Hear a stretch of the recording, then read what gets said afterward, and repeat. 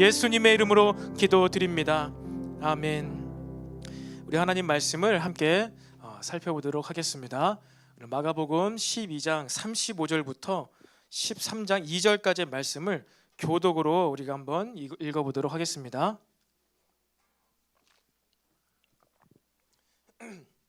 마가복음 12장 35절부터 13장 2절까지의 말씀입니다. 제가 한 절, 여러분이 한 절 이렇게 번갈아 가면서 읽어보도록 하겠습니다. 제가 35절을 읽겠습니다. 예수께서 성전에서 가르치실세 대답하여 이르시되 어찌하여 서기관들이 그리스도를 다윗의 자손이라 하느냐. 다윗이 성령에 감동되어 친히 말하되 주께서 내 주께 이르시되 내가 내 원수를 내 발 아래에 둘 때까지 내 우편에 앉았으라 하셨도다 하였느니라. 다윗이 그리스도를 주라 하였은즉 어찌 그의 자손이 되겠느냐 하시니 많은 사람들이 즐겁게 듣더라. 예수께서 가르치실 때에 이르시되 긴 옷을 입고 다니는 것과 시장에서 문안 받는 것과 회당의 높은 자리와 잔치의 윗자리를 원하는 서기관들을 삼가라. 그들은 과부의 가산을 삼키며 외식으로 길게 기도하는 자니 그 받는 판결이 더욱 중하리라 하시니라. 예수께서 헌금함을 대하여 앉으사 무리가 어떻게 헌금함에 돈 넣는가를 보실세 여러 부자는 많이 넣는데 한 가난한 과부는 와서 두 렙돈 곧 한 고드란트를 넣는지라. 예수께서 제자들을 불러다가 이르시되 내가 진실로 너에게 이르노니 이 가난한 과부는 헌금함에 넣는 모든 사람보다 많이 넣었도다. 그들은 다 그 풍족한 중에서 넣었거니와 이 과부는 그 가난한 중에서 자기의 모든 소유 곧 생활비 전부를 넣었느니라 하시니라. 예수께서 성전에서 나가실 때 제자 중 하나가 이르되 선생님이여 보소서 이 돌들이 어떠하며 이 건물들이 어떠하니까. 함께 읽겠습니다. 예수께서 이르시되 내가 이 큰 건물들을 보느냐 돌 하나도 돌 위에 남지 않고 다 무너뜨려지리라 하시니라. 아멘. 네, 여러분 이 시간에 우리 좌우에 또 앞뒤에 있는 지체들과 한번 이렇게 인사해 보도록 합시다. 성령 충만합시다. 시작. 성령 충만합시다. 또 한번 우리 매일 기도합시다. 시작. 매일 기도합시다. 아멘. 여러분 우리가 지난 이 시간에는 우리의 하는 그 일이 하나님의 나라를 위한 일이다. 하나님의 나라를 위하여서 그것을 위하여서 이 모든 하나님의 이 율법의 말씀들도 기록이 되었다라고 말씀을 나누었습니다. 여러분 다 기억하십니까? 다 기억하시죠? 모든 율법들 압축하고 압축한 것이 하나님 사랑과 이웃 사랑이었어요. 그렇게 했을 때 예수님께서 그 서기관에게 뭐라고 칭찬했다고요? 네가 하나님 나라에서 멀지가 않았다. 그래, 이 하나님 사랑과 이웃 사랑 이것으로 인하여서 어떻게 돼요? 하나님의 나라가 커가는 거예요. 확장되어 나가는 거예요. 저와 여러분의 모든 섬김이 하나님 나라를 위한 것이 되기를 바랍니다. 여러분 내가 하는 헌신, 내가 살아가는 이 삶, 이것이 무엇을 위한 것인지 우리는 명확히 알고 살아가는 자들이 바로 우리 그리스도인들이에요. 우리 기독교인들은 내가 성공하기 위해서 하나님께서 날 도와주셔야 돼. 내가 어떻게 하기 위해서 하나님께서 이 기도 제목을, 나의 기도 제목을 반드시 들어주셔야 돼. 라는 것에서 우리의 기도가 끝나는 자들이 아닌 것이에요. 우리가 하는 이 기도와 우리가 병들었다면 왜 고침을 받아야 되는지 이 모든 것에 명확한 목적이 있습니다. 목적이 있는 거예요. 그것이 무엇이라고요? 하나님 나라를 위한 것이구나. 내가 오늘 어린 소자를 섬겨도, 교회 청소를 해도, 아무리 사소한 작은 일을 해도 이것이 하나님 나라를 위한 것이라는 명확한 목적의식, 그것을 가지고 있어야 한다는 거예요. 왜? 그것을 위해서 예수님께서 이 땅에 오신 것이기 때문에. 그것이 죄 때문에 막혀져 있으니까 하나님의 나라가 임하지 않으니까 예수님께서 십자가에 못 박혀 우리의 죄를 대신하여 죽으신 거예요. 그래서 하나님의 나라가 시작된 거예요. 예수님께서 오심으로, 죽으심으로 하나님의 나라가 시작되었어요. 그리고 다시 오심으로 그 하나님의 시작된 나라가 어떻게 된다고요? 완성됩니다. 여러분 저와 여러분의 신앙생활에 이 분명한 목적을 놓치지 마시기 바랍니다. 이 절대적인 전제 조건, 죽으나 사나 내가 하나님 나라를 위한 나의 삶이 되어야 되겠구나. 시험에 붙나 떨어지나 하나님의 나라를 위한 삶이 되어야 되겠구나. 바울도 그렇게 생각했겠죠. 내 이 육체의 가시가 낫나 낫지 않느나 이것은 어떻게 되는 거예요? 무엇을 위한 것이에요? 하나님의 나라를, 그 목적을 위한 것이구나. 여러분, 이 전제가 명확할 때 저와 여러분의 믿음이 흔들리지 않음을 기억하시기를 바랍니다. 매번 나의 믿음과 신앙이 흔들린다. 그랬을 때에는 나의 절대 전제 조건이 잘못되었기 때문에 우리의 신앙과 기도와 믿음 생활이 흔들릴 수가 있다는 것입니다. 여러분, 저와 여러분의 모든 이 신앙생활이 하나님 나라와 관계된 것임을 관계되기를 축복합니다. 아멘. 여러분, 우리는 살아가면서 우리 모두가 다 이 관점을 가지고 있습니다. 관점, 뷰 포인트라고 할 수 있죠. 관점인 것이에요. 관점, 어떠한 세계관이라고도 할 수가 있을 것입니다. 우리나라 사람들은 서로 이해하기를 고개를 위아래로 이렇게 끄덕끄덕하면 어떻게 되지요? 예스입니까? 노입니까? 예스이죠. 좌우로 절레절레 흔들면 이것이 무엇입니까? 노입니다. 근데 인도에서는 어떻게 되죠? 좌우로 이렇게 절레절레 흔들면 이것이 예스예요. 그 위아래로 이렇게 하면 이것이 노입니다. 관점이 달라요. 틀이 다른 것이에요. 그 관점을 바로 알 때 우리는 건강하게 바르게 관계 맺고 사람들과 살아갈 수가 있습니다. 여러분, 그것뿐만 아니라 이런 사회적인 뷰포인트뿐만 아니라 우리는 이 땅에서 어떠한 과학적인 관점을 갖고 살아갑니다. 무엇입니까? 물체는 위에서 아래로 떨어지죠. 물체는 위에서 아래로 떨어집니다. 왜 그래요? 중력 때문에. 이 과학적인 관점을 알아야지 우리는 다치지 않을 수가 있어요. 하지만 갓 태어난 지 얼마 안 된 아기들, 이제 아장아장 걷는 아기들은요, 이것을 잘 알고 있을까요? 아직 관점이 명확히 서지 않았어요. 그래서 어린아이들은요, 계단이나 이런 곳에도 무서워하지 않고 어떻게 합니까? 그냥 막 갑니다. 저희 아이들도, 둘째도 몇 번 이렇게 떨어져서 쿵쿵 머리를 박은 적이 있는데 관점을 잘 모르니까 이렇게 안전사고를 당하는 것이지요. 그런데 이 관점을 그대로 가지고 우주에 갔어요. 우주에 가서 우주 정거장에 가서도 내가 지구에 있을 때 그래 몸은 항상 바닥에 붙어 있으니까 잠잘 때 그냥 머리를 벽에 대고 자면 되겠지라고 생각했다가 어떻게 됩니까? 우주선 안에서는요, 중력이 없어요. 과학적인 관점이 달라요. 그래서 우주선에 있는 우주 비행사들은 어떻게 잠을 자지요? 침대가 이렇게 있나요? 베개에 살포시 머리를 대고 자나요? 아니죠. 그 침대에 몸을 묶고 잡니다. 묶어요. 왜? 그렇지 않은 몸이 둥둥 떠다녀서 어딘가에 부딪힐 수 있기 때문에 몸을 묶고 자는 거예요. 이불을 묶고 잡니다. 물을 마실 때에도 우리는 이렇게 마시지만 거기서는 빨대로 쪽쪽 빨아야 돼요. 물이 날아다니기 때문에. 뭐가 다른 것입니까? 어떤 포인트가 다르죠? 과학적인 관점이 다른 거예요. 이처럼 우리는 내가 속해 있는 그 세계관, 그 세계관의 관점, 어떤 무엇인가를 바라보는 틀, 이해하는 틀, 이 사고 틀을 바르게 가지고 있어야지 안전하게 살 뿐만 아니라 그것을 이용하여서 뭔가 만들고 뭔가 생산적인 일을 하면서 살아갈 수가 있습니다. 중력이 있기 때문에 우리는요, 무엇입니까? 피곤하지만 중력이 있기 때문에 수력 발전을 얻을 수도 있는 것이고, 중력이 있기 때문에 우리 조상들은요, 물레 방아를 만들어 가지고 물의 힘으로 무엇을 찢습니까? 떡을 찢기 위해서 힘으로 막 이렇게 눌러야 되는데 얼마나 팔이 아파요. 근데 물레 방아를 만들면 어떻게 돼요? 그냥 힘 안 들이고 떡을 찔 수가 있는 거예요. 얼마나 지혜롭습니까? 관점 하나 이해했을 뿐인데 이처럼 우리의 삶이 윤택해질 수가 있는 것이지요. 여러분, 성경도 마찬가지로 이런 것을 이야기하고 있어요.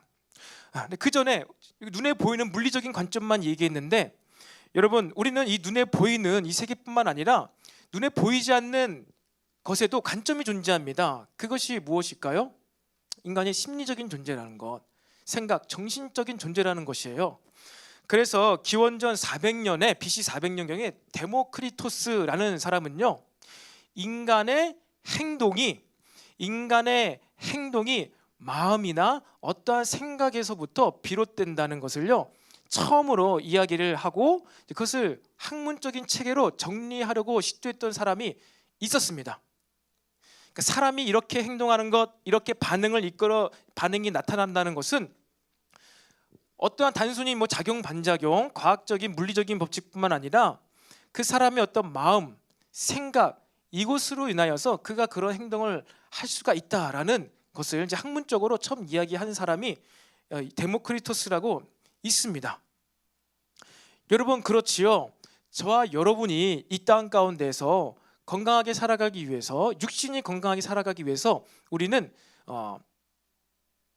밥을, 영양소를 골고루 섭취하면은 우리는 건강하게 살아갈 수가 있을 것입니다. 그런데 우리는 밥만 먹고 사는 존재가 아니라는 것이죠. 두 청춘 남녀가 연애를 하고 있어요. 투투 때가 되고 50일이 되고 100일이 되고 1년이 되면은 어떻게 해야 되죠? 형제가 자매에게 선물을 줘야 돼요. 선물을 줍니다. 직장에 다니는 이 형제가 자매에게 선물을 줘요. 그래서 100일 때는 장미꽃 배송이 딱 갖다 주고 1년 될 때에는 장미꽃 365송이를 딱 사다 주는 거예요. 아무 말 없이 너무 직장생활에 바빠가지고 이것을 어떻게 합니까? 쿠팡맨을 통해서 택배를 보내는 것이죠. 아 자기야 내가 너무 지금 회사가 바빠서 미안한데 우리 이제 1년 됐어. 장미꽃 365송이 받아줘 하고서 딱 보내요. 그리고 그 다음에 1년이 지나고 1년 1주기 지나고 나서 그 다음 날 이제 남자친구와 그 여자 자매가 만났습니다. 그럼 이 자매가 어떻게 할까요? 오빠 너무 고마워. 어떻게 우리 1년을 잊지 않고 이렇게 쿠팡맨을 통해서 나에게 꽃을 보내줄 수 있어. 와 우리 오빠 최고. I love you. 여러분 이렇게 하겠습니까? 1주년을 그냥 혼자 보내게 하고 쿠팡맨에게 꽃 배달하고 다음날 너무 고맙다고 우리 오빠 최고라고 할 자매가 과연 몇이나 될지 모르겠습니다. 자매들은요 이 형제로부터 그래요 꽃도 좋아요 맛있는 밥도 좋아요 근데 무엇을 주기를 원하지요? 무엇을 주기를 원합니까? 꽃도 좋아요 그래요 맛있는 음식도 좋아요 하지만 마음을 주기를 원하는 거예요. 마음이 담긴 꽃을 줘야 돼. 마음이 담긴 나에게 집중하는 식사를 해야 돼. 혼자 밥 빨리 먹고 커피 마시러 갈까? 아니면 영화 보러 갈까? 영화 시간 늦었어 급해 빨리 가자 빨리 먹어 왜 이렇게 늦게 먹어? 이렇게 하면은 안 먹는 이란 못해요. 벌써 이게 야유 소리가 터져나오고 있습니다 여러분. 정말 재수없어 막 이런 거 팍팍 나오죠? 그런 경험이 있으신 것 같아요. 역시 청년 세대는 다른 뭐 비유보다 이 이성 간의 비유가 가장 피부로 와 닿는 것 같은데요. 여러분 이처럼 마음의 심리적인 관점도 있다는 거예요. 그래서 형제들이 이 관점 내가 너 배불리 먹어줬잖아 내가 장미꽃 사줬잖아 내가 너에게 못해준 게 뭐가 있는데 이러면 어떻게 돼요? 싸우는 거죠. 관점이 달라요. 여러분 성경도 우리에게 관점을 제시하고 있습니다. 성경은 우리에게 특별히 이 눈에 보이는 세계와 눈에 보이지 않는 세계가 있다고 이야기하고 있어요. 골로새서 1장 11절부터 13절에 이런 말씀이 있습니다. 한번 우리가 같이 읽어볼까요? 11절 한번 읽어보겠습니다. 시작. 그는 보이지 아니하는 하나님의 형상이시요 모든 피조물보다 먼저 나신 이시니 그는 예수님입니다. 예수님이에요. 자 12절 시작. 만물이 그에게서 창조되되 하늘과 땅에서 보이는 것들과 보이지 않는 것들과 혹은 왕권들이나 주권들이나 통치자들이나 권세들이나 만물이 다 그로 말미암고 그를 위하여 창조되었고 13절 또한 그가 만물보다 먼저 계시고 만물이 그 안에 함께 섰느니라. 아멘. 여러분 예수님입니다.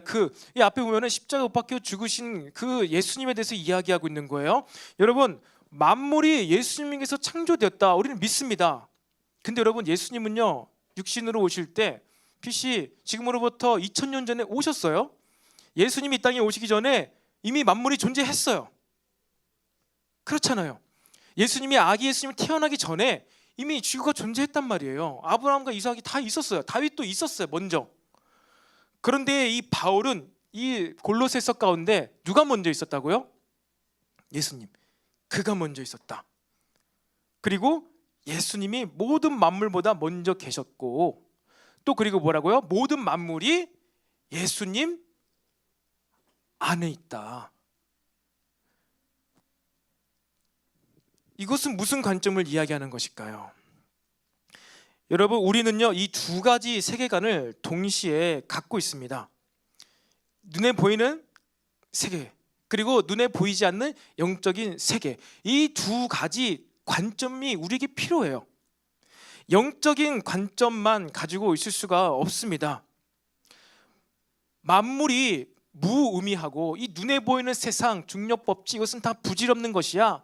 오직 영적인 것, 성령님, 영적인 것, 이것만을 이야기하지 않고 예수님께서 만물보다 먼저 계셨고 만물은 없는 것이 아니라 그 만물 또한 예수님 안에 계시다라고 이렇게 이야기하고 있습니다.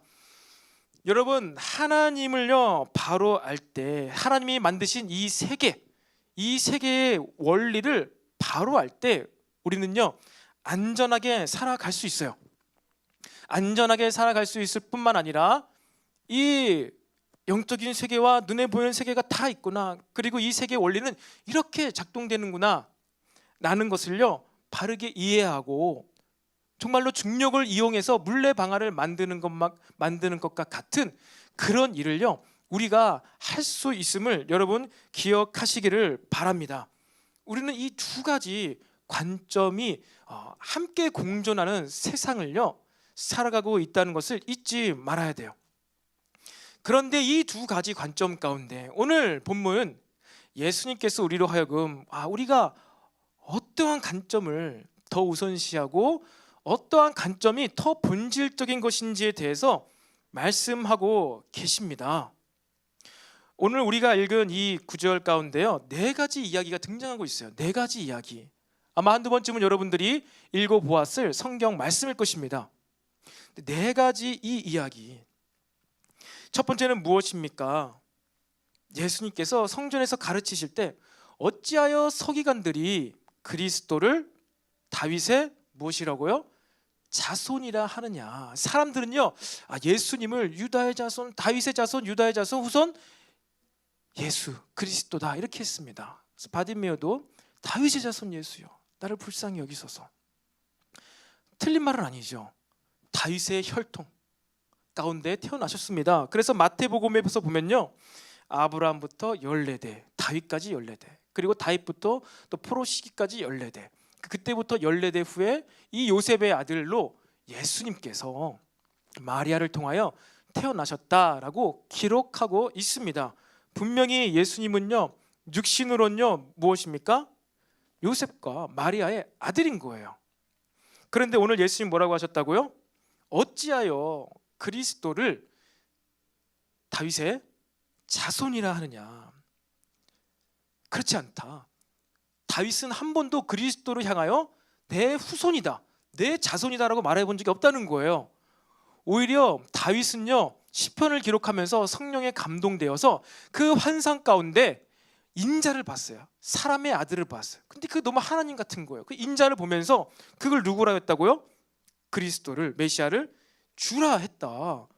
다윗은 그가 스스로 이 그리스도를 향하여 주라고 고백했는데 어떻게 그 주가 다윗의 자손이 될 수 있겠느냐, 그렇게 얘기를 했습니다.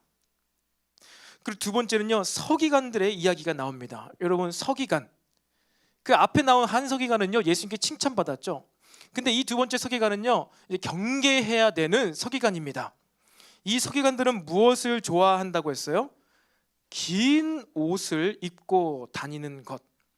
서기관들이 그 자체로 뭐 나쁘다는 거 아니에요. 잘못됐다는 거 아니고요. 그들이 무엇을 한다고요? 긴 옷. 그리고 시장에서 뭘 받아요? 문안을 받고 높은 자리에 앉고 잔치의 윗자리를 원하는 서기관들을 삼가라. 서기관들이 여러분 왜 긴 옷을 입었을까요? 치렁치렁 끌리는 것만 같은 긴 옷을 입었을까요? 나는 이처럼 높은 사람이야 라는 거예요. 신분이 높은 사람이야. 눈에 보이는 것으로 티를 내려고 한 것이죠. 그리고 문안 받기를 좋아하다. 여러분 바울 서신서의 앞과 뒤를 보면요, 바울은요 항상 무엇을 얘기하죠? 문안하라, 서로 인사해라, 안부를 물어라, 문안해라, 이렇게 얘기합니다. 근데 하라고 했는데 서기관들은 그걸 하는데 뭐가 잘못된 것이죠? 바울은 그의 서신서 가운데 믿음 안에서 주의 이름으로 서로 인사라는 것입니다. 너 잘 지내고 있니? 믿음 안에서 지금 이런 핍박 가운데 잘 살고 있니? 이 안부를 묻는 거예요. 근데 이 옳지 못한 서기관들은요, 시장에서 무엇을 한다고요? 문안하는 게 아니라 뭐 형제님 자매님 오늘도 열심히 장사하고 있습니까? 믿음으로 장사하고 있습니까? 이런 문안을 하는 것이 아니라 그들이 무엇을 한다고요? 문안을 받기를 좋아해요. 누군가 나에게 인사를 해주길 바라는 거예요. 아는 척 좀 해주기를 원하는 거예요. 와, 저렇게 헌금 많이 하는 서기관님이 지나가신다. 서기관님 안녕하세요. 아, 형제님 반갑습니다. 이렇게 과도한 인사 안부 받기를 좋아하는 그 서기관의 행동, 귀에 들리는, 눈에 보이는 나를 챙겨주는 것, 그것을 좋아한다는 거예요. 예배, 하나님의 임재, 이것보다 오늘은 누가 나의 이 공로를, 나의 헌신을 알아주지 않는가? 이것을 원했던 사람들이 누구라고요? 바로 이 서기관들이었어요. 그들의 관점은 이처럼 눈에 보이는 것에 우선순위를 두었다는 것입니다. 그리고 또 무엇입니까? 과부의 두 렙돈의 헌금 이야기가 나오죠. 여러분, 과부의 두 렙돈, 이것이 무엇입니까? 부자들이 헌금함에 헌금을 많이 넣었는데 그 후에 온 한 과부가, 이 불쌍한 여인이 아주 적은, 제가 오늘 오전 예배 때 유년부 예배를 설교를 하게 되었어요. 근데 참 신기하게도 동일한 본문이었습니다. 오늘 마가복음 12장 44절 같은 본문으로 메시지를 했는데, 이 과부의 두 렙돈은 당시 껌값이었다.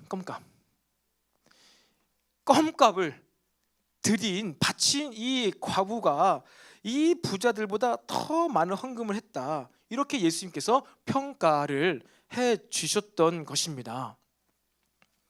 분명히 눈으로 보았을 때는 부자들은 막 정말 자동차 한 대 가격만큼의 헌금을 드렸어요. 이 과부는 껌값, 너무나 적은 참새 한 마리 되는 그 금액의 헌금을 드렸는데, 예수님이 보았을 때에는 이 과부가 그 부자들보다 더 많은 헌금했다는 거예요. 예수님이 이 헌금함 앞에 앉아 있었어요. 헌금함 마주 대하여 앉아서 누가 더 헌금 많이 하나 이렇게 보고 있었어요. 눈으로.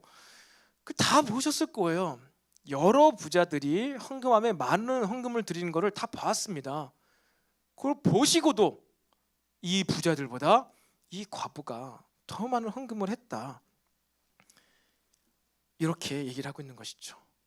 그리고 마지막으로 13장 1절 2절에는 어떠한 내용이 소개되고 있습니까? 성전에 대한 것들. 제자들과 이제 예수님이 성전을 나옵니다.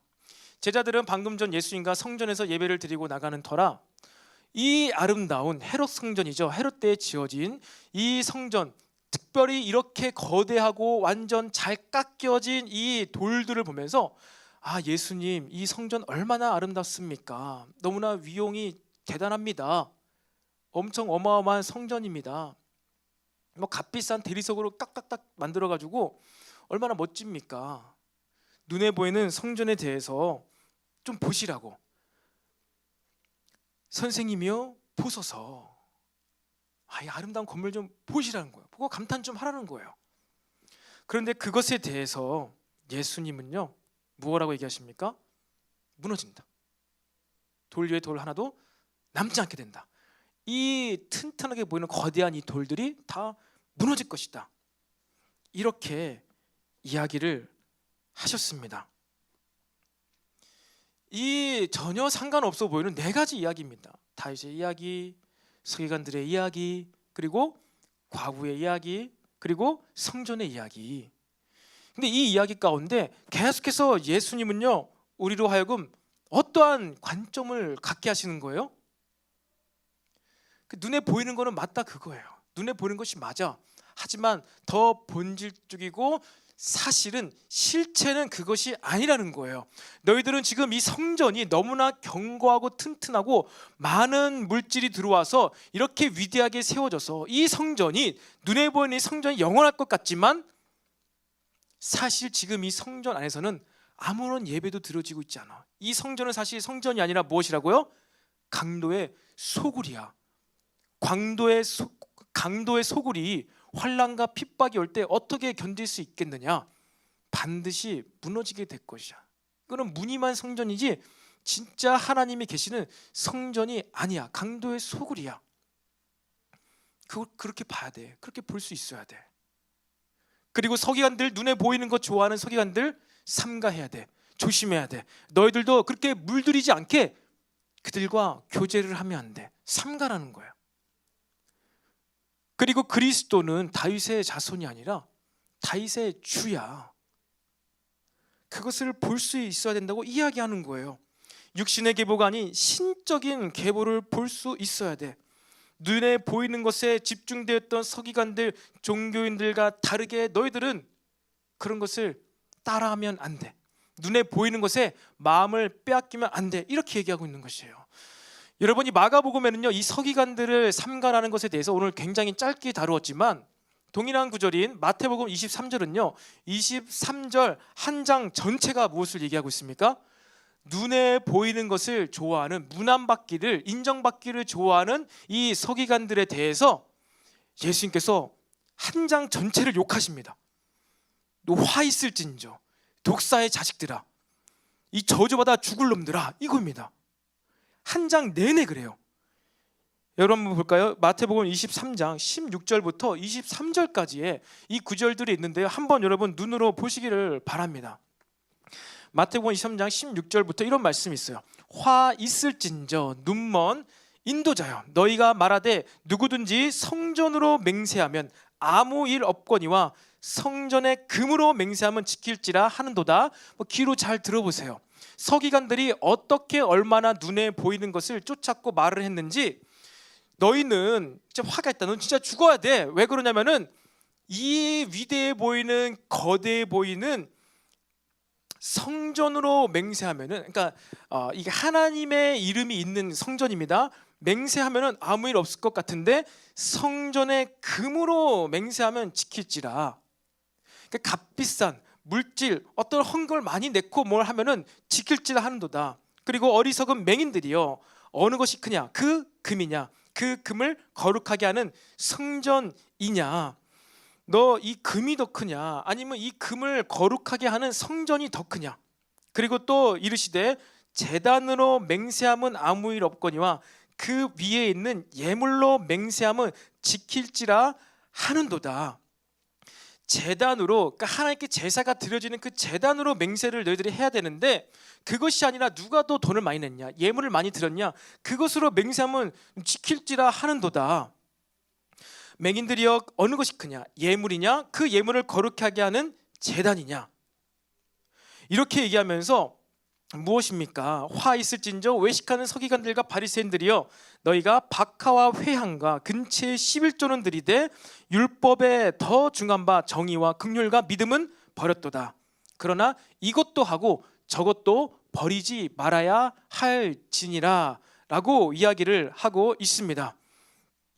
여러분, 무슨 얘기냐면요, 이 성전 안에서 눈에 보이는 예물, 눈에 보이는 그 금, 이것으로 너희들이 맹세하면 이건 지켜야 된다, 이렇게 얘기하는데, 하나님이 함께 하시는 성전과 그 제단의 이름으로는 아무것도 지키지가 않는다라는 것입니다. 너희들이 눈에 보이는 11조 예물은 많이 드리는데 그것보다 더 중한 바, 율법에 더 중한 바 정의, 긍휼, 믿음은 버렸다는 거예요. 긍휼, 이렇게 과부가 많이 있는데, 이렇게 고아와 나그네들이 굶주려 있는데 너희들은 긍휼을 베풀지가 않는다.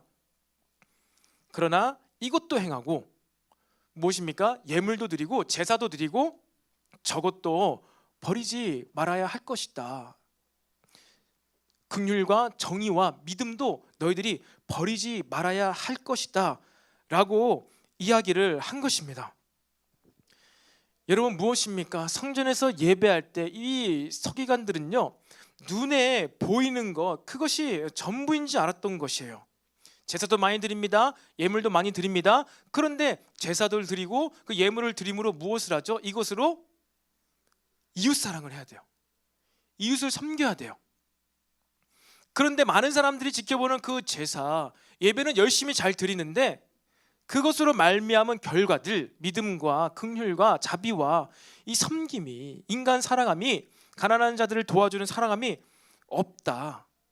그러면서 옷 길게 입는 것 좋아하고 인정받기를 좋아하는 이 서기관들을 삼가라 라고 이야기를 한 것입니다.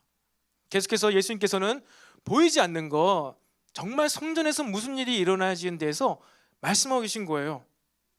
그리고 과부 두 렙돈, 여러분 이 과부의 두 렙돈이 진정 무엇을 의미하는 것일까요? 왜 이 과부는 두 렙돈이 무엇을 의미했길래 예수님께서 그 헌금 보고 누구보다 더 많은 헌금을 드린 자다라고 칭찬하셨을까요? 두 렙돈, 아까 이야기한 것처럼 참새 한 마리 가격입니다. 근데 44절에 보면요, 부자들은 부한 가운데서 그 많은 예물을 드렸지만 이 과부는 무엇이라고요? 없는 것 가운데에서, 가난한 가운데에서 자기의 생활비 전부를 드렸다라고 이야기를 하고 있습니다. 여러분, 하나님께서 받으시는 예배 물질은요, 가난한 가운데 생활비 전부를 드리는 것이랍니다. 전 재산, 생활비 전부. 여러분, 그럼 어떻게 되나요? 매번 우리가 알바해서 돈을 벌 때마다 전 재산, 생활비 전부를 갖다 바치라는 거예요. 이걸 드리는 거, 그랬기 때문에 이 여인이 다른 모든 사람보다 많은 예물을 드렸다라고 칭찬받았다는 것이죠. 여러분, 생활비 전부를 드린 적이 있습니까? 여러분 이제 생각하는 것이죠. 이 진리의 말씀이잖아요. 예수님 말씀이잖아요. 진리가 선포되었어요. 그럼 이 진리의 말씀에서 여러분들이 이제 어떻게 합니까? 생각을 하죠. 내가 한 달에 100만 원 버는데 그걸로 내 생활비인데 이거 뭐 청신비 나가고 교통비하고 밥값하고 뭐 내가 필요한 옷을 사고 하면은 100만 원이 딱 다 떨어지는데, 그럼 나의 이 100만 원 전부를 드려야 되나? 그러면 이처럼 하나님께서 기뻐 받으시나? 내 전 재산, 내 생활비 전부. 여러분, 이렇게 접근하면 어떻게 되죠? 율법이 됩니다. 나는 생활비 전부도 드리지 못하는 믿음이 연약한 자. 율법이 됩니다. 매번 생활비 전부를 드리면 우리는 어떻게 돼요? 굶어 죽잖아요. 추우시면 조금 켜도 됩니다. 지금 굉장히 추운 것 같은데 온풍이 좀 켰다가 꺼도 됩니다. 여러분, 매번 생활비 전부를 드리면 도대체 뭘 먹고 살라는 거예요? 여러분, 생활비는요, 그 의미가 무엇입니까? 우리의 생명을 유지시켜 주는 거예요. 우리의 생명을 지탱해 주는 것입니다. 그러니까 이 과부가 한 고드란트, 두 렙돈, 이것을 드린 것은요, 무엇이에요? 정말 적은 건데, 작은 것인데 자신의 뭘 드렸어요? 생명을 드린 거예요. 생명. 자신의 생명을 드린 것입니다. 자신의 전심을 드린 거예요. 이 과부가, 이 불쌍한 여인이 가진 것은 많지 않지만, 내가 이것밖에 없지만, 난 가진 재물이 없지만 주님, 이 생명을, 나의 전심을요, 내가 이 시간에 지금 드립니다 라는 고백인 거예요. 여러분, 하나님께서는요, 우리 전부를 원하십니다. 우리 모든 것을 원하세요. 왜? 우리의 주인이 되시기 때문에. 우리가 주님의, 하나님의 소유물이에요. 근데 우리가 어느 때에는 사탄의 자식으로 살다가 일주일에 하루만 하나님의 자녀로 살면은 그 하나님께서 기뻐하실까요? 그렇지 않죠. 하나님께서는요, 우리가 항상 언제나 당신의 소유물이 되기를 원하세요. 그래서 그래요, 나는 하나님의 소유물입니다. 나는 하나님만 예배하는 것, 이것이 나의 인생의 최대 행복입니다. 그래요. 그래서 여러분들이 밥 먹는 시간도 줄이고 일도 다 때려치고 일주일 동안 24시간, 144시간인가요? 164시간인가요? 168시간인가요? 일주일만 여러분이 여기서 예배를 해봐요. 그 살아남을 자가 있을까요? 밥 안 먹고 먹지도 않고 자지도 않고 마시지도 않고 나는 내 생명 전부를 드리기 위해 하나님께 예배합니다. 그럼 살아남을 자가 누가 있겠어요? 다 죽는 거죠. 그냥 하나님을 전심으로 사랑한 순간 다 죽는 거예요. 우리는 바로 이게 율법입니다. 율법인 거예요. 율법은요, 우리를 얽매이게 만들고요, 우리를 죽게 만들어요. 힘을 뺍니다. 근데 오늘 이 과부는 두 렙돈을 드리면서 뭐예요? 생명을 드렸어요. 여러분, 비록 우리가 일주일에 하루 교회에서 모이죠. 그리고 이 하루 구별된 이 1시간, 2시간, 이 시간에 주님께 예배를 합니다. 그때 어떻게 예배를 드리죠? 방금 전 저와 여러분이 예배를 하고 찬양을 하고 봉헌을 했습니다. 이 봉헌할 때 여러분의 마음이 어땠습니까? 전심으로 오직 하나님만 생각함으로 여러분의 전부를 드렸냐는 거예요. 무엇으로요? 믿음으로. 찬양할 때 다른 생각하지 않고, 헌금할 때 아까워하지 않고, 주님, 나의 전부를, 나의 믿음의 모든 것들을 주님께 드립니다. 이 믿음 받으시고 주님 나에게 은혜 내려주세요 라는 전심으로 내 생명 다해서 예물을 드렸냐는 거예요. 찬양을 했냐는 거예요. 그 찬양을 어떻게 하신다고요? 하나님께서 받으신다는 거예요. 그러한 예물을 받으신다는 거예요.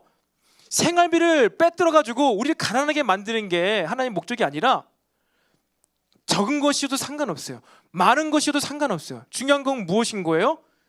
네가 드릴 때, 네가 그 물질을 따로 구별할 때 전심으로 다했냐, 생명을 다하여서 온 마음을 쏟아 부어서 물질을 드렸냐는 것입니다. 그 마음을 다 쏟아 부어서 손을 들고 찬양하고 예배를 했냐는 것이에요. 오늘도 우리가 찬양을 했잖아요. 여러분, 그 찬양하는 가운데 여러분은 이 과부의 마음으로 찬양을 했습니까? 주님, 내가 일주일 동안에 정말로 거룩하게 살지 못했습니다. 하지만 오늘 이 시간만큼은, 나에게 주어진 이 1시간만큼은 내가 전심을 다하여 주님을 예배합니다. 주님, 나의 이 예배를 받아주시옵소서. 이게 바로 이 과부의 헌금이었던 거예요. 이러한 측면에서 보았을 때 복음이 얼마나 우리의 삶에 풍요롭습니까? 얼마나 하나님께서 허락하신 믿음이 얼마나 자비가 넘칩니까?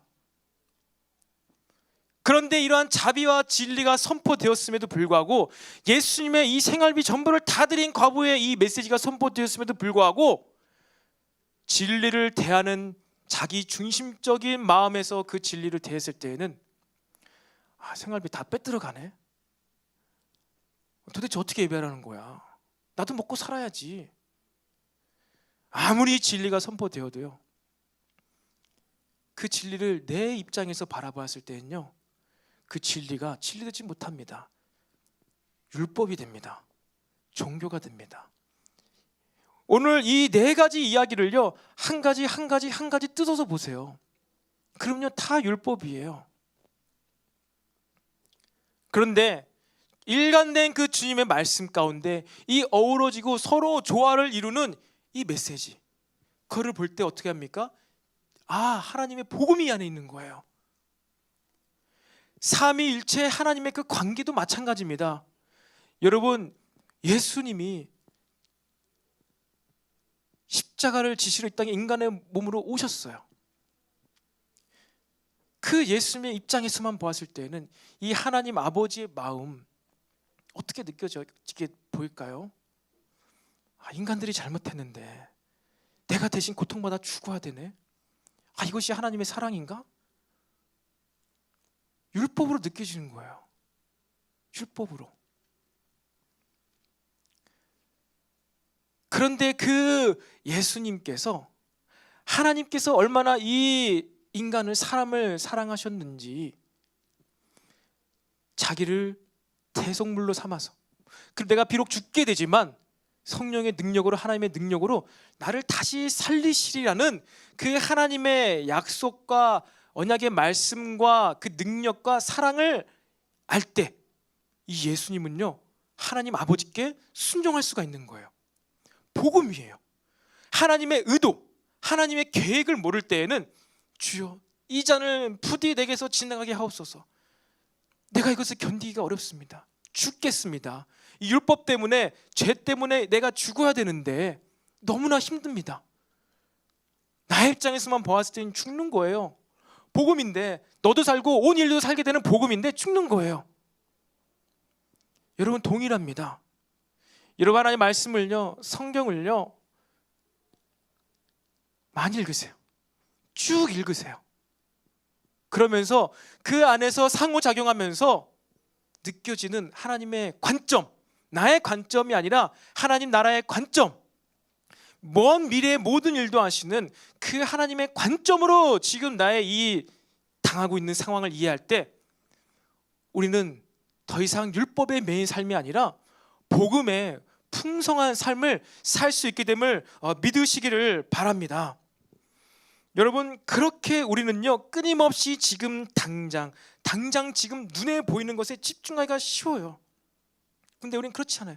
눈에 보이는 세계도 인정합니다. 무시하지 않습니다. 하지만 눈에 보이지 않는 이 영적인 세계, 하나님께서 운행하고 계시는 그 영적인 세계의 원리도요 볼 수 있어야 한다는 거예요. 그랬을 때 우리는요 이 가부와 같이 비록 적은 시간이지만, 적은 물질이지만 그 누구보다도 많은 것들을 하나님께 드릴 수가 있다는 것입니다. 여러분 그렇다고 해서요 꼭 가난해야만 하나님께서 받아주시고 적은 것을 들어야 한다는 것을 이야기하는 것이 아닙니다. 하나님은 을들의 하나님이고 갑들의 하나님은 아니다, 이것을 이야기하고 있는 것이 아니에요. 부자든 과부든 갑이든 을이든 어떻게 해요? 하나님께 드릴 때, 하나님께 예배할 때 전심으로 드리는 자가 바로 하나님께서 기억하시는 그 한 사람이 될 수가 있는 것입니다.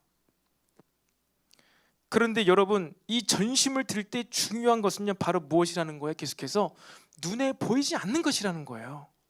눈에 보이지 않는 것, 오직 하나님께서만 아시는, 나와 하나님만 아시는 우리 마음적인 것, 이것이 중요하다는 것입니다. 부자와 서기관들은요 형식은 있었습니다. 그런데 마음이 빠져버린 것입니다. 마음이 빠져버린 것이죠. 이 시간 저와 여러분들의 마음들을 좀 돌아봤으면 좋겠습니다. 여러분 마음이 빠져요. 마음이 빠지면 어떻게 될까요? 마음이 빠지는 것들이 지속되면 어떻게 될까요? 여러분들은 지금 감사하게도 예배 시간에 모여서 이 청년부 예배를 전심으로 드리고 있지요. 아멘. 예배를 드리고 있죠.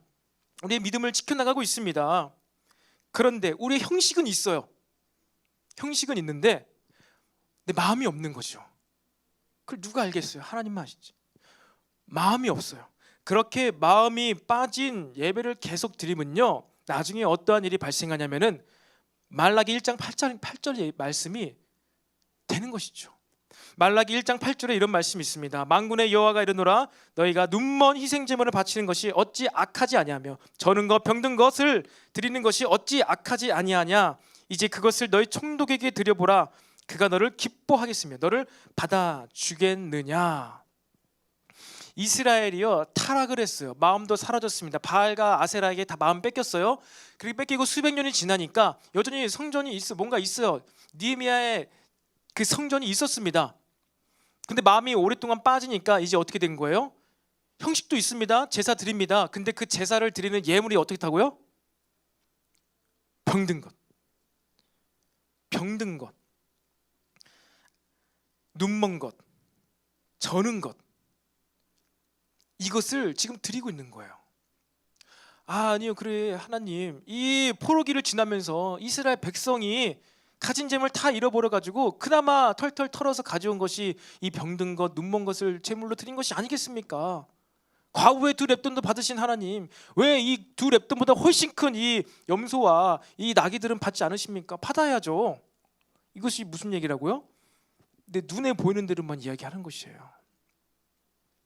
과부의 2렙돈보다 더 많은 것을 드렸지만 그들은요 이 것 가운데 무엇이 빠졌다고요? 마음이 빠졌어요. 마음이 빠졌는데 왜 안 받냐 하나님? 내가 이거라도 주지 않았냐? 내가 이렇게라도 신앙생활하지 않았냐? 내가 이렇게라도 봉사하지 않았냐? 근데 왜 우리가 아직 포로 생활을 하고 있습니까? 근데 왜 아직 기도응답을 하지 않고 있습니까?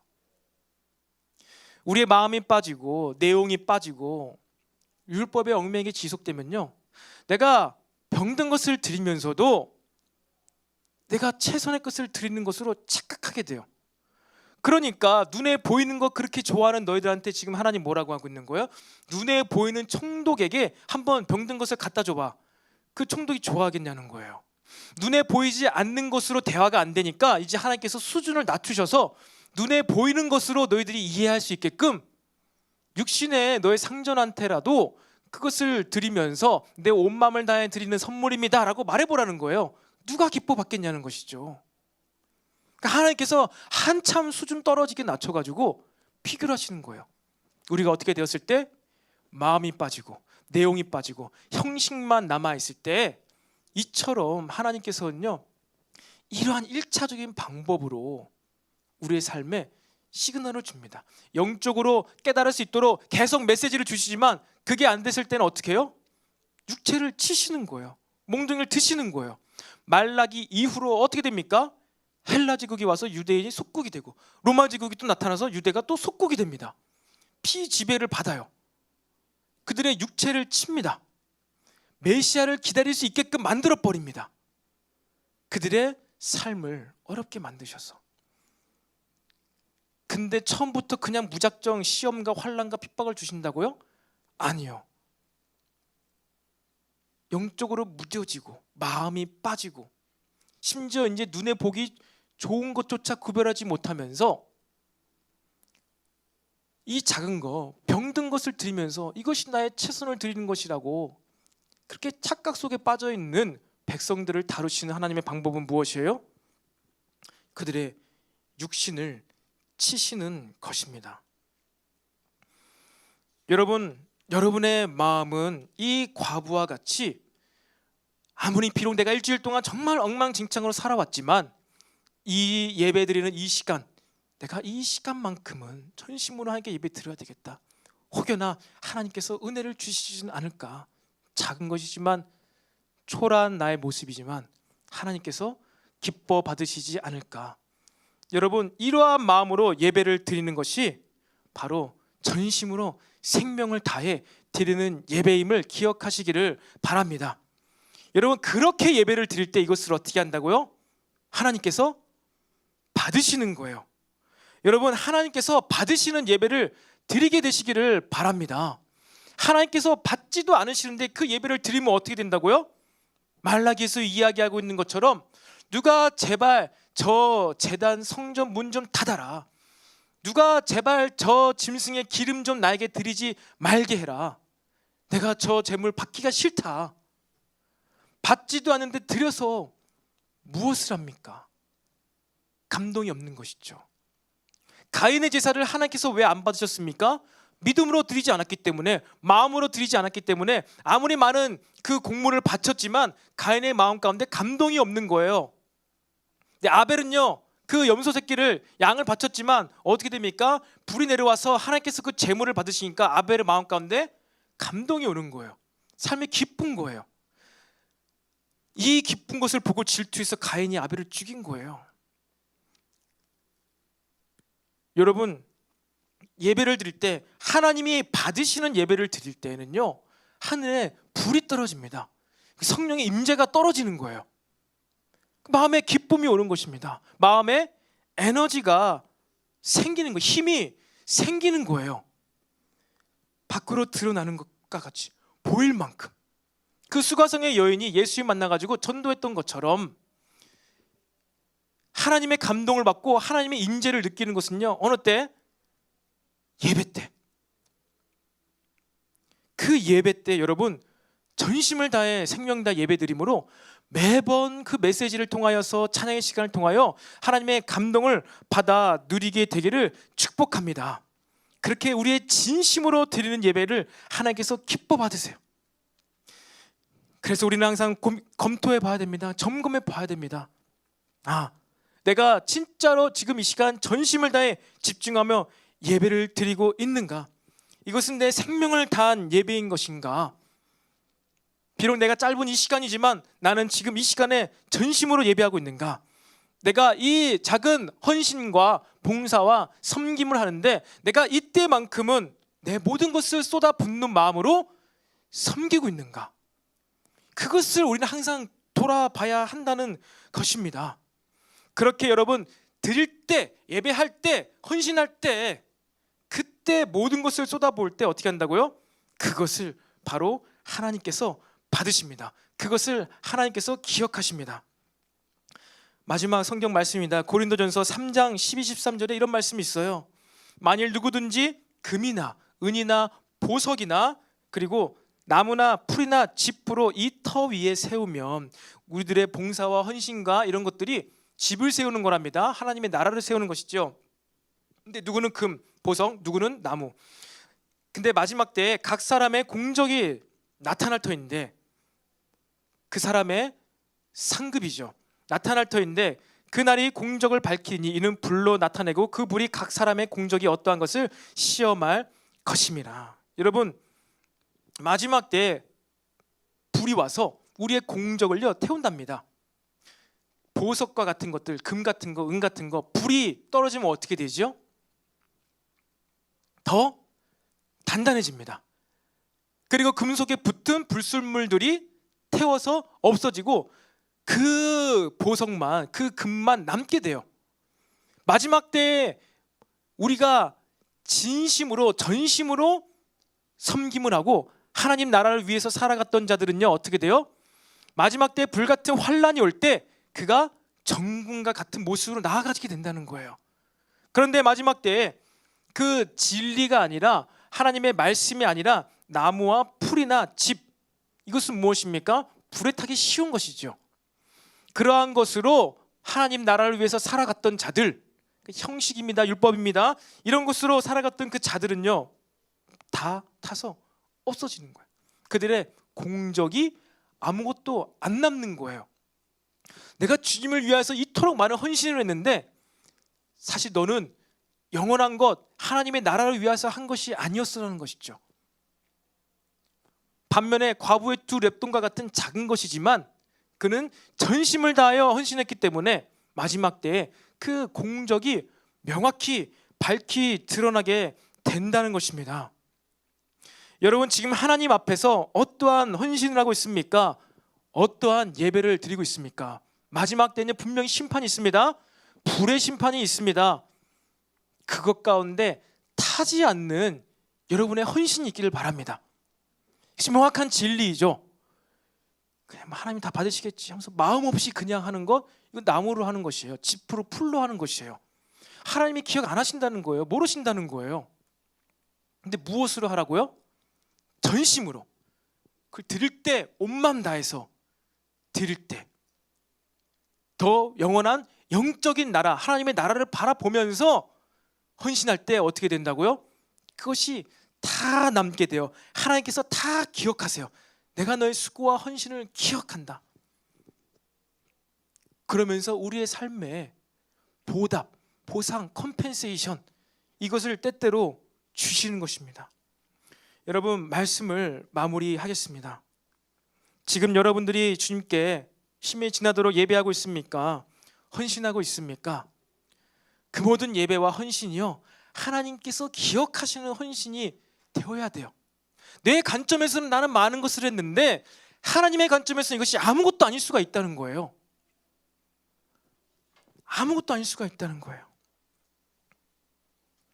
반면 세상 사람들은 하찮게 여기고 아무것도 아닌 것처럼 여길 수 있지만, 여러분들이 과부의 두 랩돈과 같이 전심을 다해서 생명 다해서 아무도 알아주지 않지만 그것을 드렸을 때 하나님께서 그것을 기억하신다는 거예요. 저는 예전에 다임 목사님께서 이 간증했던 것이 기억이 나요. 군대에서 이제 예수님이 인격적으로 만나시고 신학을 하시면서 어떻게 합니까? 첫 사역지가 이제 어려운 시골 교회였어요. 지하철을 타고 1시간 반, 2시간을 가야 되는 곳이랍니다. 그리고 그 교회에 사역자가 없어요. 다임 목사 한 분이에요. 그래서 모든 부서들을 다 말씀을 해야 됐고 찬양도 인도해야 됐고, 근데 교회 형편이 어려서 사례를 받지 못해요. 그래서 목사님은 이제 야간에 학교를 다니고 또 그 직장도 생활하고 사례를 안 받고 3년 동안 그 교회를, 이름도 없는 그 작은 교회를 섬기셨다고 간증을 한 몇 번 하셨어요. 그렇게 피곤한 것이죠. 어느 추운 겨울에는 이제 아침부터 일찍 그 교회 가서 설교하고 유년부 설교하고 또 학생부 설교하고 찬양 인도하고, 오후 저녁에 되어서 집으로 돌아오는 그 지하철 1호선 지하철 안에서 이렇게 오다가, 얼마나 따뜻합니까? 추운 겨울인데 지하철 안에 따뜻하잖아요. 그래서 그 열차 그 전철 안에서 있다가 졸은 거예요. 딱 조는데 그 꿈인지 환상인지 하나님께서 딱 등을 따뜻하게 만져주시면서, 내가 필요로 할 때 나의 교회를 도와줬으니 네가 나를 필요로 할 때 내가 너의 교회를 도와주겠다. 나는 그런 감동을 받으셨다고 해요. 뭐 성전 건축과 관련해서 간증을 하실 때 이 이야기들을 몇 번 하셨습니다. 여러분들은 뭐 어떻게 생각할지 모르겠지만, 우리 교회가 건축되는 모든 과정들, 리먼 사태 때문에 너무나 어려웠던 그때, 여러분들 네 사람 책 읽으셨죠? 거기서 나옵니다. 하나님의 은혜 가운데 여러 가지 일들이 진행되어서 우리가 이 자리에서 예배를 드릴 수가 있는 거예요. 아무도 누가 그 작은 교회에서 사례를 받지 않고 봉사하는 그 목사님의 헌신을 누가 알아줬겠습니까? 알아도 사례비를 줄 수도 없는 그 목사님 마음 얼마나 안타까웠겠습니까? 근데 그걸 누가 받으셨다고요? 하나님께서 받으셨던 거예요. 잊지 않으신다는 것이죠. 기억하신다는 겁니다. 왜 그래요? 전심으로 생명 다해서 주님께 봉사하고 헌신했기 때문입니다. 여러분의 헌신이 영적인 헌신이 되길 바랍니다. 여러분의 헌신이 전심인 헌신이 되기를 바랍니다. 그렇게 하나님 나라를 위한 이 헌신이 바로 하나님께서 받으시는 헌신임을 여러분 기억하시기를 바랍니다. 그렇게 전심을 다해서 예배하는 그 한 사람, 이 과와 같은 그 사람의 마음 가운데에 오순절에 성령님이 오신 거예요. 성령님이 오실 거라면은 눈에 보이는 이 거대한 성전에, 예루살렘 성전에 성령님께서 오셔야 됐었는데, 여러분 그 성전에 성령님께서 오시지 않았어요. 온 마음을 다해 생명 나의 전심으로 예물을 드리고 하나님께 예배하던 그 사람들의 마음 가운데에 하나님의 성령이 오셨습니다. 여러분 그 하나님의 성령이 오신 그곳이 바로 그 10명, 그 120명대 그 사람들이 뭐가 됐어요? 교회가 되었어요. 여러분 한번 여러분의 가슴에, 마음에 손을 한번 얹어보세요. 이 시간에 여러분 가슴에 손을 얹어보고요, 이렇게 한번 고백해 보십시오. 하나님, 이곳이 주님의 교회입니다. 시작. 하나님, 이곳이 주님의 교회입니다. 다시 한번. 하나님, 이곳이 주님의 성전입니다. 시작. 하나님, 이곳이 주님의 성전입니다. 아멘. 여러분, 교회가 다른 곳이 아니에요. 성전이 다른 곳이 아니에요. 여러분의 마음이 성전이라니까요. 성령님께서 예루살렘 교회에 오신 게 아니라, 그 아름다운 돌이 있는 그 성전에 오신 게 아니라 각 사람의 머리 위에 그 마음 위에 오셨어요. 여러분 이 마지막 때에 눈에 보이는 이 교회가 지금 어떻게 되어가고 있습니까? 문을 닫고 있죠. 여러분 아무리 교회가 힘이 세고 국회의원들이 많이 다니는 교회가 있는다 하더라도 나라가 법이 바뀌어버리면은 교회는 문을 닫아야 돼요. 아무리 교회 돈이 많아도 나라가 법이 바뀌어버리면 교회는 문을 닫아야 돼요. 예배를 드리지 못해요. 휘황찬란한 권세가 있는 사람들이 모인 교회라도 나라가 법이 바뀌면 교회는 문을 닫아야 돼요. 그곳에서 예배를 못 드려요. 그런데 어디서는 우리 예배를 드릴 수 있어요? 아무리 그렇게 법이 바뀌고 아무리 눈에 보는 세상 나라가 핍박을 한다 해도 여러분의 마음에 있는 성전의 예배는 막을 수가 없는 거예요. 여러분 그 로마의 그 침략 때문에, 티투스 장군의 침략 때문에 이 성전 진짜 무너졌죠? 파괴되었죠? 근데 어떻게 됐습니까? 교회가 사라졌습니까? 아니죠. 이제 사마리아로, 가나안 땅 전 지역으로 이 한 사람 한 사람이 다 교회가 되어서 어떻게 됐죠? 온 지구상에, 인도에까지, 영국 바이킹들에게까지, 저 남아프리카 끝까지 교회가 퍼져나갔어요. 이 사단의 나라는, 이 세상의 나라는 눈에 보이는 관점으로 교회를 없애려고 합니다. 하지만 하나님 나라의 관점을 알고 그 관점을 가지고 전심으로 마음을 다해서 생명 다 예배드리는 그 한 사람 한 사람으로 말미암아서 어떻게 돼요? 하나님의 나라의 교회는요 더 퍼져나갈 수가 있어요. 여러분, 교회에 모여서 예배드리기 힘든 이 시기 가운데 오늘 하필이면 왜 유난히도 적은 사람이 왔습니까? 하지만 괜찮아요. 여러분의 마음 가운데 진짜 전심으로 생명 다 예배를 드릴 수 있다면요, 여러분이 예배드리는 여러분의 가정이 이제 교회가 되는 것입니다. 여러분 마음 다해 예배를 하는 여러분의 직장 일터가 이제 교회가 되는 것입니다. 여러분 마음 다해 예배하는 여러분의 그 캠퍼스가 이제 성전이 되는 것이에요. 절대로 이 세상 나라는요, 이 사단의 권세는요 하나님의 교회를 이길 수가 없어요. 어떨 때요? 우리의 관점이 바뀔 때, 우리의 관점이 영적인 것, 영원한 것을 쫓을 때, 여러분 그 어떠한 것으로 우리를 올가매고 핍박하려고 해도요 하나님의 나라는 더 번성해 가는 거예요. 그래서 누룩과 같이 하나님의 나라가 퍼져간다 하지 않았습니까? 성전을 무너뜨려도 어디선가 나타나는 교회들 때문에 교회가 전 지구상에 누룩과 같이 퍼져나가는 거예요. 여러분 이 시즌 가운데 전혀 위축되지 마시기를 바랍니다. 여러분의 생명을 다해 전심으로 예배만 드릴 수 있다면은 여러분의 가정이, 직장이, 여러분의 학교가 진짜 교회가 될 수 있어요. 교회 못 간다고 아쉬워하지 마세요. 교회가 핍박받는다고 억울해하지 마세요. 괜찮아요. 물론 마음 아프겠지만 여러분의 마음이 먼저 진짜 교회가 되게 하십시오. 그리고 그곳엔요 딱 한 가지만 필요해요. 믿음으로 전심으로 예배할 때 임재가 옵니다. 감동이 옵니다. 내가 무슨 말을 해야 되겠다, 내가 어떠한 헌신을 해야 되겠다, 이 직장에서 내가 어떠한 희생을 해야 되겠다, 희생하겠다는데 누가 막겠습니까?